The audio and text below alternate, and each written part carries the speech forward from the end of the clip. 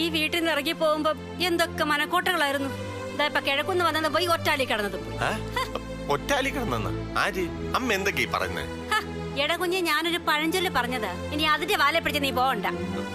അമ്മ പറഞ്ഞത് മനസ്സിലായില്ലേ? ഗർഭിണിയായ സ്വാതിയെ ആ അവസ്ഥയില് ജയിലില് 2-3 ദിവസം കിടത്താൻ കഴിഞ്ഞ അതുകൊണ്ട് നമുക്ക് ഗുണം ഉണ്ടാവും വിചാരിച്ചതിനാ ഇപ്പൊ തിരിച്ചടി കിട്ടിയത്. വെറുതെ ആ പോട്ടനൊന്നും മനസ്സിലായില്ല. എടിമോളെ, അത് മാത്രമാണോ? ആ ACP കൊച്ചിന്റെ ജോലി പോയില്ലേ? ആകെ എന്തെങ്കിലും ഒരു സഹായം ഉണ്ടായിരുന്നത് ആ പെങ്കൊച്ചായിരുന്നു. വേദയ ആ ACP കൂടിയല്ലേ എല്ലാം പ്ലാൻ ചെയ്തത്. അതിനിടയിൽ നീല അവിടെ ചെന്ന് സമരം നടത്തുമെന്ന് ആരറിഞ്ഞു? സ്വന്തം ഭാര്യയ്ക്ക് വേണ്ടി പോലീസ് സ്റ്റേഷനിൽ പോയി നിരാഹാര സത്യാഗ്രഹം ഇരുന്ന ധീരനായകൻ. അതായിരിക്കും ഇനി മുതൽ നീലളിയന്റെ പരിവേഷം. ചിലപ്പോഴേ പത്രക്കാരൊക്കെ വാഴ്ത്തും, കഥകളും എഴുതും. അങ്ങനെ ജയിൽ മോചിതയായ സ്വാതിയെയും കൊണ്ട് അളിയെന്താ ഇപ്പൊ ഇങ്ങി വരും. വേണമെങ്കിൽ 2 പേർ കൂടെ ചെന്നൊരു മാലയിട്ടങ്ങ് സ്വീകരിക്കാം. പിന്നെ മാലയിട്ട് സ്വീകരിക്കാൻ അവളെന്താ ദണ്ഡി സത്യാഗ്രഹം കഴിഞ്ഞ് വരുമല്ലേ? എടാ, ചെക്ക് കേസിൽ അകപ്പെട്ടിട്ടേ ജാമ്യത്തിൽ ഇറങ്ങി വരിക. കുറച്ചു ദിവസം അവളെ അകത്ത് കിടത്താനുള്ള അവസരമല്ലേ നീല് സത്യാഗ്രഹം നടത്തി പൊളിച്ചത്. അല്ല, ഇനി അവളെ കേസിപ്പെടുത്തിയത് നമ്മളും വേദയും കൂടെ ആണെന്ന് അവക്ക് എങ്ങനെ മനസ്സിലായി കാണൂ? മനസ്സിലാവട്ടെ, അതിനെന്താ കുഴപ്പം? ഈ വീട്ടിലെ അനന്തരാവകാശിയെ പ്രസവിക്കാൻ കച്ച കെട്ടി ഇറങ്ങി അവളെ അംഗീകരിക്കാനേ എനിക്ക് പറ്റില്ല. എന്റെ കുഞ്ഞിവിടെ ജനിച്ചിട്ട് മതി അവൾ ഈ വീട്ടില് ഗർഭിണിയാവുന്നതും പ്രസവിക്കുന്നതും ഒക്കെ. ഗർഭിണിയായ അവസ്ഥയിൽ അറസ്റ്റ് ചെയ്തുള്ള പ്രതികാരം സ്വാതിയുടെ മനസ്സിൽ കാണും. തരം കിട്ടുമ്പം അത് അവള് നിങ്ങളടുത്ത് തീർക്കുകയും ചെയ്യും. 2 പേരും ഒന്ന് സൂക്ഷിക്കുന്നത് നല്ലതാ. ഒന്ന് പോയേട്ടാ, അങ്ങനെ അവളെ പേടിച്ച് ജീവിക്കാനേ എന്നെ കിട്ടില്ല. എന്നാലും ഈശ്വരന്മാര് എന്തൊരു ചതിയാ നമ്മളോട് ചെയ്തത്. അവക്ക് കിട്ടിയ ആ ഗർഭം എന്റെ ഗൗരിമോളുടെ വയറ്റിലായിരുന്നെങ്കിൽ എന്തൊരു സന്തോഷമായേനെ. അതിന് ദൈവങ്ങളെ കുറ്റം പറഞ്ഞിട്ടൊന്നും ഒരു കാര്യമില്ല. അതിന്റെ സമയത്തെ അതങ്ങ് നടക്കും. ഇപ്പോഴാ അമ്മ പറഞ്ഞ പഴഞ്ചൊല്ലിന്റെ അർത്ഥം എനിക്ക് ശരിക്കും മനസ്സിലായി. ഒക്കെ പാഴ്വേലയായി. എന്തായാലും അവള് വെറുതെ ഇരിക്കുമെന്ന് എനിക്ക് തോന്നുന്നില്ല. അവക്ക് ഗർഭം ഉണ്ടോ ഇല്ലയോ എന്ന് തെളിയിച്ചേ പറ്റൂ. ഇതിനിടയില് വേദ ഇവിടെ ഇല്ലാതായി പോയതാണ് മൊത്തത്തിൽ കുഴപ്പമായത്. ടൂറെന്നും പറഞ്ഞു പോയതല്ലേ, എവിടെയാണെന്ന് ആർക്കറിയാം. പോയിട്ട് വരട്ടെ, എന്നിട്ട് തീരുമാനിക്കാം ബാക്കി കാര്യങ്ങളൊക്കെ. അമ്മേ, അമ്മ പോയി നല്ലൊരു ചായ ഇട്ടുണ്ടോ? ഞാനോ? പിന്നല്ലാതെ, അമ്മയല്ലേ ഈ വീട്ടിലെ ഗൃഹനാഥ. പോയി മോനൊരു ചായ ഇട്ട് കൊടുക്കുന്നതിലേ ഒരു കുറച്ചിലും വേണ്ട. ശരി ശരി, ഇനിയിപ്പൊ അതിന്റെ ഒരു കുറവ് വേണ്ട. ചായ എങ്കിൽ ചായ. അമ്മേ, എന്തായാലും ചായ ഇടാൻ പോവല്ലേ, എനിക്കിവിടെ ഒരു ചായ എടുത്തോ. ഭയങ്കര തലവേദന. നല്ല കടുപ്പത്തിൽ എടുക്കട്ടെ മോളെ? എടുത്തോ. എടുത്തോളാം. അടുക്കള കയറാൻ എന്തൊരു മടിയാ അമ്മയ്ക്ക്.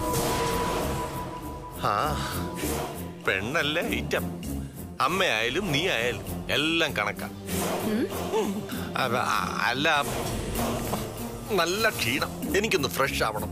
അല്ല, ചൂടുവെള്ളമുണ്ടോ ഗൗരി? അല്ല, തണുത്ത വെള്ളം മതി. ഇന്ന് ചൂടുവെള്ളത്തിൽ കുളിക്കാൻ ഒരു സുഖമില്ല. അമ്മയുടെ മോൻ തന്നെ ചൂടുവെള്ളം.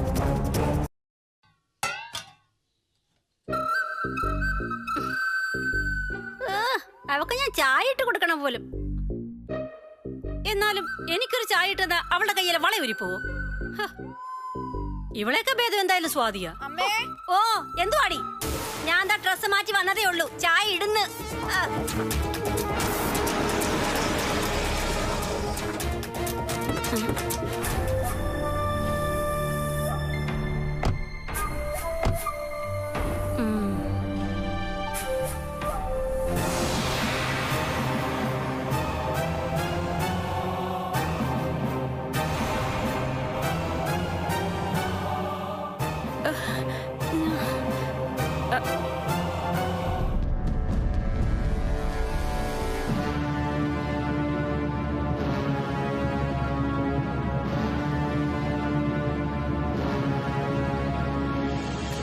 ഗൗരി,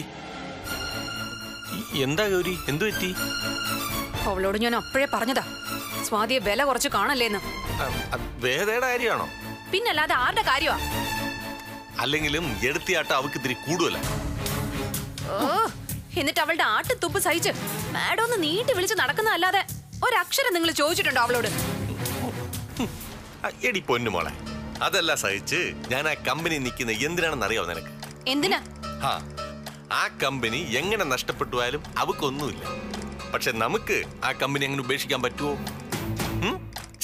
അവള് അത് നശിപ്പിക്കാതിരിക്കാൻ വേണ്ടിയാണ് ഞാൻ അവളുടെ അഹങ്കാരം എല്ലാം കണ്ടിട്ടും ഒരു പാവത്തിനെ പോലെ അവിടെ തുടരുന്നു. ഇപ്പോഴത്തെ ഈ പ്രത്യേക കാലാവസ്ഥ വെച്ചിട്ട് തൽക്കാലം നമുക്കിങ്ങനെ ഒരു നയത്തിൽ പോകുന്നതാണ് നല്ലത്. സമയം വരും രാജീവേട്ടാ, അപ്പൊ നമ്മൾ അവൾക്ക് തിരിച്ചടി കൊടുക്കും.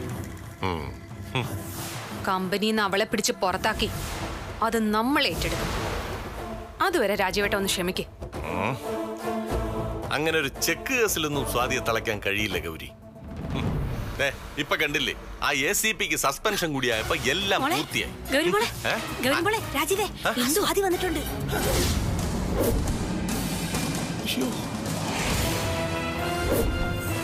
അമ്മ അവളെ കണ്ടോ? ഓ പിന്നെ കണ്ടില്ലേ. എന്നിട്ട് അവര് വണ്ടിയിൽ നിന്നിറങ്ങി അകത്തോട്ട് കേറി വരുന്നത് കണ്ടിട്ടാ ഞാൻ ഇങ്ങോട്ട് വന്നത്. ഇനി അവളുടെ മുന്നിൽ എങ്ങനെ പോയി നിൽക്കും? എത്ര തവണ തോൽപ്പിക്കാൻ ശ്രമിച്ചിട്ടും വീണ്ടും വീണ്ടും ആവർത്തിച്ച് ജയിച്ചു നിൽക്കുകയല്ലേ അവള്. അതൊന്നും ഇനി പറഞ്ഞിട്ട് കാര്യമില്ല ഗൗരി. ഇനി സ്വാതിയെ നേരിടാതെ മാറി നിന്നിട്ട് ഒരു കാര്യം ഇല്ലെങ്കിൽ തന്നെ ഇതിന്റെ പിറകിൽ നമ്മളുണ്ടെന്ന് സ്വാതിക്ക് അറിയാം. അങ്ങനെ തോറ്റ് പിന്മാറാനേ എനിക്ക് പറ്റില്ല. നേർക്കുനേരെ നിന്ന് കാണാനും അവളോട് എതിർത്ത് സംസാരിക്കാനും എനിക്ക് ഒരു മടിയില്ല. നിങ്ങൾ വാ. അമ്മയും കൂടെ ഗൗരിയുടെ താഴോട്ട് ചെല്ല്. പോണോടാ. എന്നെ തല്ലുകൊള്ളിച്ച് അടങ്ങും.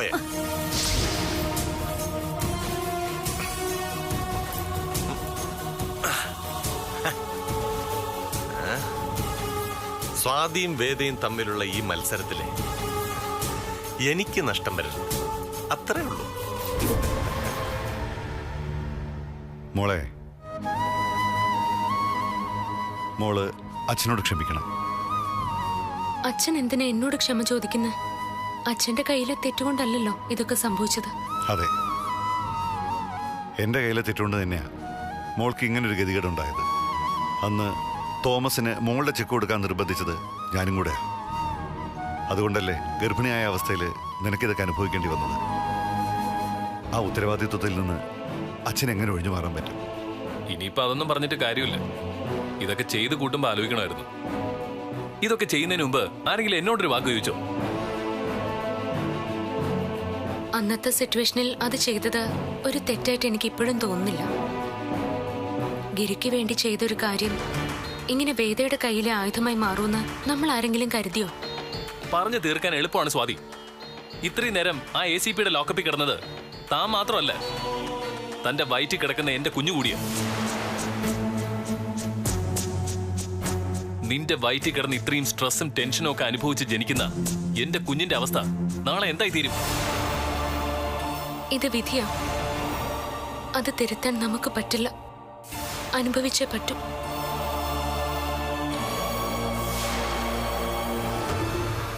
അയ്യോ സ്വാതി മോളെ, മോളിങ് എത്തിയായിരുന്നോ?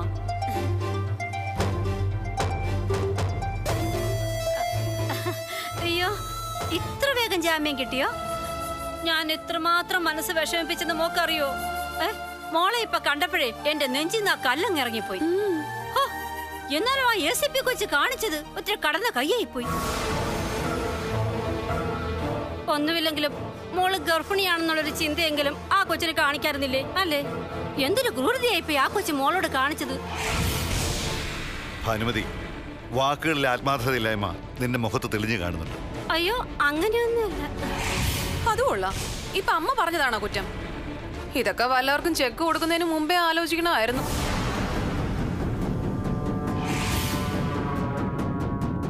അന്ന് ആ തോമസിനെ നേരത്തെ തന്നെ പണം കൊടുത്തിരുന്നെങ്കിൽ ഇത് വല്ലതും ഉണ്ടാവുമായിരുന്നോ? നിർത്തടി. ഈ ചെക്ക് സ്വാതി സ്വന്തം ആവശ്യത്തിന് കൊടുത്തതല്ല, കമ്പനിക്ക് വേണ്ടി കൊടുത്തതാ. അതിന്റെ പണം കൊടുക്കാതെ ചെക്ക് മടക്കി കേസാക്കി സ്വാതി അറസ്റ്റ് ചെയ്യിച്ചതില് നിന്റെ ഭർത്താവിനും പങ്കുണ്ട്. എന്നിട്ട് അവൾ ഇന്ന് ചേലയ്ക്കുന്നു. വേണ്ടച്ചാ, ഇവരെ ഒന്നും കുറ്റം പറഞ്ഞിട്ട് ഒരു കാര്യമില്ല. വേദയുടെ മനസ്സിലിരിപ്പ് അറിയാതെയാ ഇവരെല്ലാം ഇപ്പോഴും അവൾക്കൊപ്പം നിന്നീ തുള്ളുന്നത്. എവിടെ പോയടി വേദ? ഇത്രയും വേഗം ഞാൻ തിരിച്ചു വരുമെന്ന് അവള് കരുതി കാണില്ല. വിളിച്ച് പറഞ്ഞേക്ക് അവളോട്, ഇതിനുള്ള മറുപടി ഞാൻ അവൾക്ക് കൊടുക്കുന്നുണ്ടെന്ന്. അവളിവിടെ ഇല്ല, ദുബായിലെങ്ങാണ്ട് ടൂറ് പോയതാന്നാ പറഞ്ഞ. അല്ല, നിന്റെ ചെക്ക് മടങ്ങി കേസായതിനെ അവളെ കുറ്റം പറഞ്ഞിട്ട് എന്താ കാര്യം? അല്ലേ അമ്മേ? മതി നിന്റെ കളിയാക്കല്. ഗൗരി, നീയും നിന്റെ ഭർത്താവും ആ വേദയും കൂടി ചേർന്ന് നടത്തിയ പ്ലാനിംഗ് ആണിതെന്ന് ഞങ്ങൾക്കെല്ലാം മനസ്സിലായി. എടി, സ്വന്തം കുടുംബത്തെയാ നീ ചതിച്ചത്. വേദ ഈ വീട്ടിലേക്ക് തിരിച്ചു വന്നതേ ഈ വീടും ഇവിടെ ഉള്ളവരുടെ ജീവിതവും തകർത്ത് തരിപ്പണാക്കണമെന്നുള്ള ലക്ഷ്യത്തോടു കൂടി തന്നെയാ. വേണ്ട ഏട്ടാ, ഉറങ്ങുന്നവരെ നമുക്ക് വിളിച്ചുണർത്താൻ പ്രയാസമില്ല. പക്ഷെ ഉറക്കം നടിക്കുന്നവരെ എത്ര വിളിച്ചാലും ഉണർത്താൻ കഴിയില്ല. ഇവർക്കെല്ലാം അറിയാം. എന്നിട്ടും എന്നോടുള്ള ശത്രുത കൊണ്ട് വേദയുടെ കൂടെ കൂടി എന്നെ ദ്രോഹിക്കുന്നത് ഇവർക്കൊക്കെ ഒരു രസം തന്നെയാ. ഇവരുടെ പ്രശ്നം ഇതൊന്നും അല്ല, അത് മനസ്സിലാക്ക്. സ്വാതി മോളുടെ വയറ്റിലെ കുഞ്ഞിനെ ഇല്ലാതാക്കണം, അതൊക്കെ തന്നെയാ ഇവരുടെ മനസ്സിലിരിപ്പ്. അയ്യോ, ഞങ്ങളുടെ മനസ്സിൽ പോലും കാണാത്ത ഒന്നും പറയല്ലേ മഹേഷ് ഏട്ടാ, ദൈവദോഷം കിട്ടും. ആ ഭാനുമതി, നീ ഒരു കാര്യം ഓർക്കണം, ഇവള് പൊറ്റയ്ക്കല്ല, ഒരു കുഞ്ഞുകൂടി ഉണ്ട്. അത്രയെങ്കിലും ഒരു ദയ അത് നീ അവളോട് കാണിക്കണം. നീയും ഒരു സ്ത്രീയല്ലേ, അമ്മയല്ലേ? വേണ്ടച്ചാ, എനിക്ക് വേണ്ടി നിങ്ങൾ ആരും ഇവരോട് യാചിക്കരുത്. അമ്മായി, ജയിലിൽ കിടക്കാനോ ACP വൈശാഖി വർമ്മയുടെ അധിക്ഷേപം കേൾക്കാനോ എനിക്കൊരു മടിയുമില്ല. ഈ കുടുംബത്തിന് വേണ്ടി മരിക്കാൻ വരെ തയ്യാറായിട്ടുള്ള എനിക്ക് ഇതൊരു നിസ്സാര കാര്യമായിട്ടേ തോന്നിയിട്ടുള്ളൂ. പക്ഷെ നിങ്ങൾ ഒന്നോർത്തോ, ഇന്ന് വേദ എന്നോട് ചെയ്തത് നാളെ നിങ്ങളോടും ചെയ്യും. അവളുടെ ശത്രു ഞാൻ മാത്രമാണെന്ന് കരുതി നിങ്ങൾ ഇപ്പൊ അവൾക്കൊപ്പം നിൽക്കുന്നത് നിങ്ങൾ ആത്മഹത്യ ചെയ്യുന്നതിന് തുല്യമാണ്.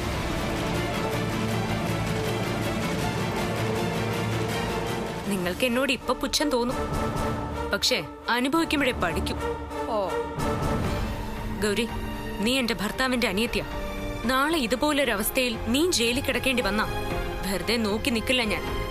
എന്റെ ജീവൻ കൊടുത്ത് നിന്നെ ഞാൻ രക്ഷിച്ചിരിക്കും. അതെന്റെ കടമയാണെന്ന് കരുതുന്നവളാ ഈ സ്വാതി. നീയേ അവളോട് പറഞ്ഞേക്ക്, സ്വാതിയെ തോൽപ്പിക്കണമെങ്കിൽ അവൾ ഇനിയും ഒരുപാട് ജന്മങ്ങൾ ജനിക്കേണ്ടി വരുമെന്ന്.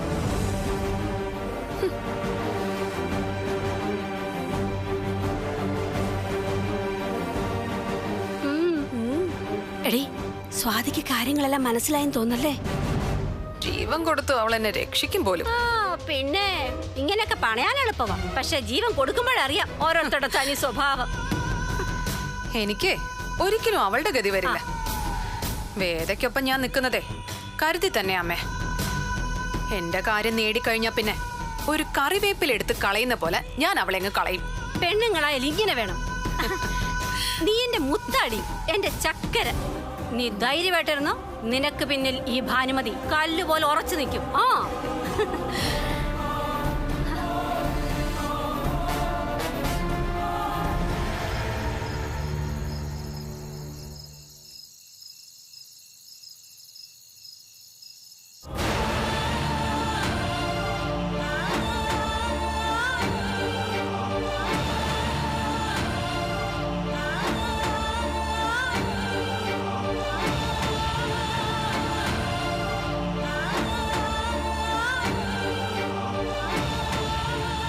ഏട്ടത്തി, ഇന്നത്തെ ദിവസം ഏട്ടത്തി ഒന്നും കഴിച്ചിട്ടില്ല. എനിക്ക് വിശപ്പില്ല നന്ദിനി. എന്റെ മനസ്സിലിപ്പോ വല്ലാത്ത ഭയോ. വെറുതെ പറഞ്ഞൊരു കള്ളം എന്നെ ഇല്ലാതാക്കി തീർക്കുമെന്നാ എന്റെ ഭയം. ഞാൻ ഗർഭിണിയാണെന്ന് അച്ഛനും ഏട്ടനും എല്ലാം വിശ്വസിച്ചിരിക്കോ? ഒരു വലിയ തെറ്റാ നമ്മളിപ്പോ കാണിക്കുന്ന. ഏട്ടത്തി, അത് സാരമല്ല, ഞാൻ പറഞ്ഞ് ശരിയാക്കിക്കോളാം. അതിനി ഒട്ടും വൈകരുത്. ഓരോ നിമിഷം കഴിയും തോറും എന്റെ വയറ്റിലുള്ള കുഞ്ഞിനെ കുറിച്ച് ഏട്ടന്റെയും അച്ഛന്റെയും മനസ്സിൽ ഒരുപാട് സ്വപ്നങ്ങൾ വളർന്നുകൊണ്ടിരിക്കുക. അത് തകർന്നു വീഴുന്നത് സഹിക്കാൻ അവർക്ക് കഴിയില്ല.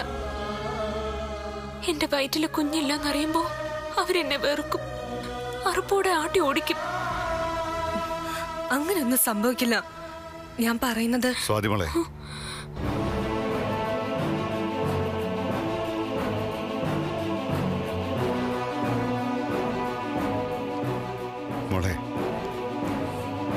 നീ അനുഭവിച്ച കഷ്ടപ്പാടിനും പ്രയാസത്തിനൊന്നും പകരം തരാൻ ഈ അച്ഛനെ കൊണ്ട് പറ്റില്ല.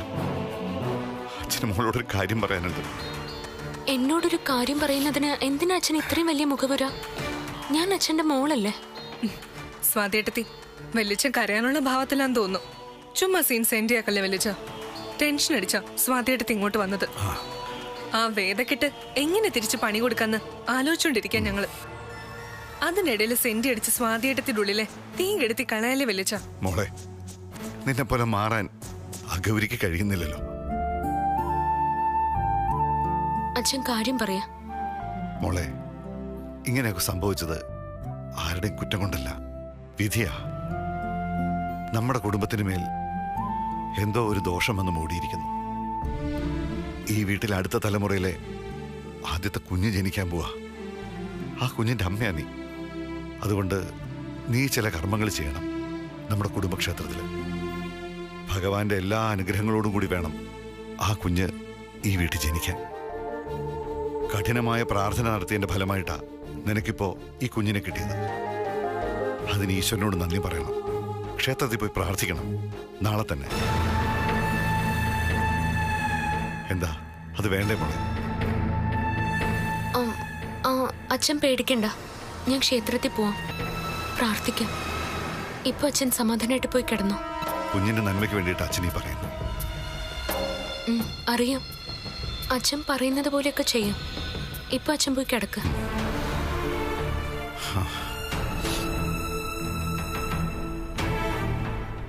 കണ്ടില്ലേ നന്ദിനി, ഇതാ എന്നെ ഭയപ്പെടുത്തുന്ന. എന്റെ മനസ്സിൽ ഇപ്പൊ ഒരു ഭയം തോന്നുന്നുണ്ട് ഏട്ടത്തി. ഇനി അധികം താമസിക്കാതെ നമുക്ക് സത്യം പറഞ്ഞാൽ മതിയാവും. ഇല്ലെങ്കിൽ ഇത് കുഴപ്പമാവാനാ പോകുന്നേ. എന്തായാലും നാളെ ക്ഷേത്രത്തിൽ പോണം.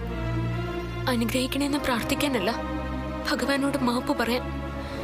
എല്ലാവരോടും കളവ് പറഞ്ഞതിന് സമസ്താപരാധം പറഞ്ഞ് ഈശ്വരന്റെ കാൽക്കൽ വീഴണം. എങ്കിലേ എന്റെ മനസ്സിന് സമാധാനം കിട്ടും.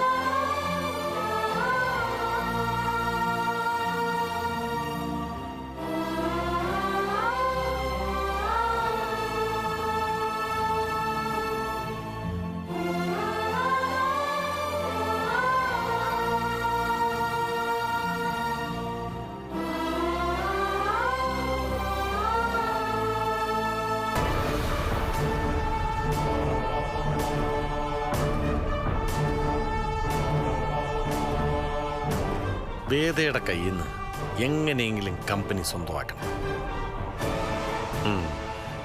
അതിനുവേണ്ടി എന്ത് ചീപ്പ് പണി ചെയ്താലും കുഴപ്പമില്ല. വല്ലയിടത്തുനിന്നും വന്ന് കയറിയവളെ ഞാനിപ്പം മാഡം എന്ന് വിളിക്കണം. വിളിക്കാം. മറ്റുള്ളവരുടെ മുന്നിൽ വെച്ചുള്ള കുതിരകയറ്റം നിർത്തുന്നുണ്ടീ. എനിക്ക് ഒരു ദിവസം വരും, അവളെ ചവിട്ടി പുറത്താക്കിയിട്ട് കമ്പനി എന്റേത് മാത്രമാക്കിയിട്ട് വേണം. അയ്യോ, എനിക്കൊന്നും വിലസ. അന്ന് അവളെ കൊണ്ട് എന്നെ സാറൊന്നൊന്ന് വിളിപ്പിക്കണം. നോക്കിക്കോ ഡീ. രാജുവേട്ടാ,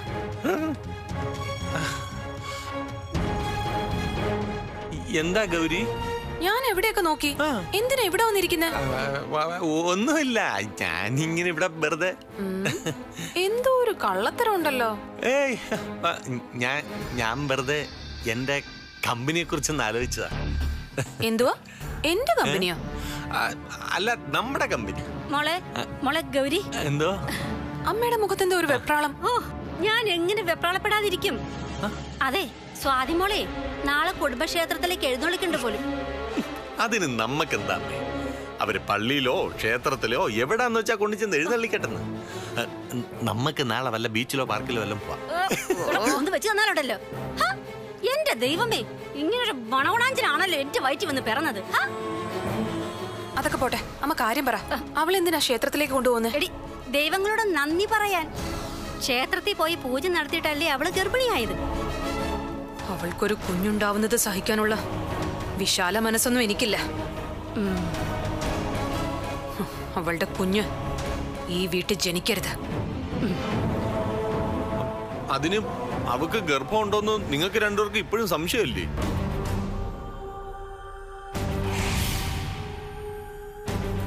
ആദ്യം ഗർഭം ഉണ്ടോന്ന് കണ്ടുപിടിക്കാനുള്ള വഴിയൊന്ന് ആലോചിച്ച് നോക്ക്. അമ്മേ, അമ്മയ്ക്കറിയാവുന്ന 2-3 ഐറ്റം എടുത്ത് അങ്ങോട്ട് വീശമ്മേ. അവളുടെ ഗർഭം അങ്ങോട്ടൊന്ന് കലങ്ങിട്ട്. പറയാമേ, അമ്മയ്ക്ക് അറിയാവുന്ന ഏതെങ്കിലും വഴിയുണ്ടോ അവളുടെ ഗർഭം സത്യമാണോന്ന് അറിയാൻ?